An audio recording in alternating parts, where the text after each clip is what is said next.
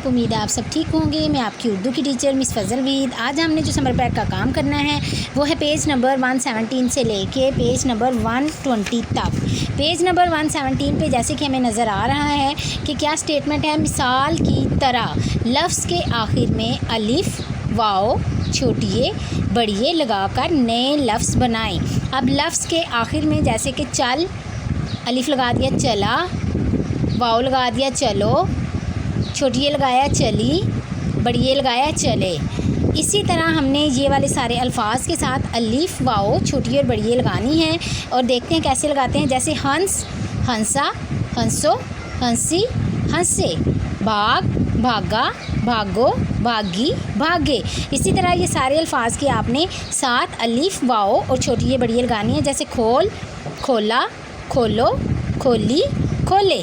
जी students, अगर page number 118 पे देखें तो हमें जैसे कि एक पैराग्राफ नज़र आ रहा है जो कि तफ़हीम इबारत का पैराग्राफ है। सबसे पहले आपने इसको बड़े ही गौर से पढ़ना है। उम्मीद है आपने इसको पढ़ लिया होगा। इसको पढ़ने के बाद नीचे जो सवालात दिए गए हैं इनको हमने इनके जवाबात लिखने हैं। जैसे चींटियाँ कैसे रहती हैं? चींटियाँ बिल बनाकर रहती हैं।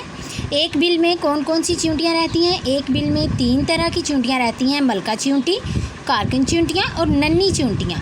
कारकन चींटियाँ कौन कौन से काम करती हैं? कारकन चींटियाँ खाना इकट्ठा करके लाती हैं और पूरी सर्दियों के लिए खाना ज़ख़ीरा करती हैं, इसलिए ये गर्मियों में बहुत मसरूफ़ होती हैं। नन्ही चींटियाँ क्या काम करती हैं? नन्ही चींटियाँ अपने बिल को साफ़ सुथरा रखती हैं और दूसरे बिलों में रहने वाली चींटियों को अपने बिल से दूर रखती हैं।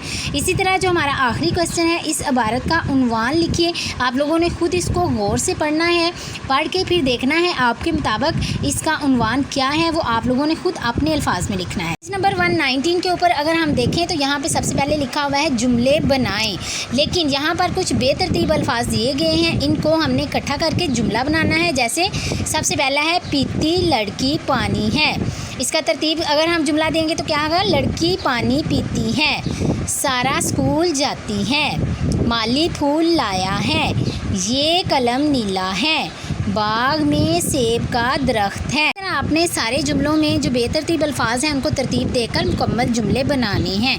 अब हम अगले पेज की तरफ चलते हैं। अगले पेज के ऊपर जैसे कि तस्वीर को गौर से देखें, अपने तख़य्युल को इस्तेमाल कीजिए और दर्ज झैल सवालात के जवाबात लिखिए। अब हाँ, आप लोगों ने इसको ख़ुद लिखना है। जैसे ये तस्वीर हमारे सामने है जो कि एक जंगल का नक्शा पेश कर रही है। सवालात मैं आपके सामने पढ़ती हूँ, आप लोगों ने ख़ुद ये जो है अपने अपने ख़यालात को जमा करना है। पहले इसको कहानी की शक्ल में सोचना है, फिर लिखना है। जैसे दरख्त पर बैठे हुए बंदर किसके बारे में बात कर रहे हैं?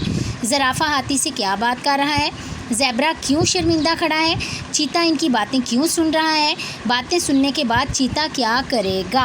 आप लोगों ने इस कहानी को गौर से देखना है। गौर से देखने के बाद आप लोगों ने सवालात के जवाबात लिखने हैं। उम्मीद है आपको समझ आ गई होगी कि आप लोगों ने सवालात के जवाबात कैसे लिखने हैं। अपना ख्याल रखिएगा। अल्लाह हाफ़िज़।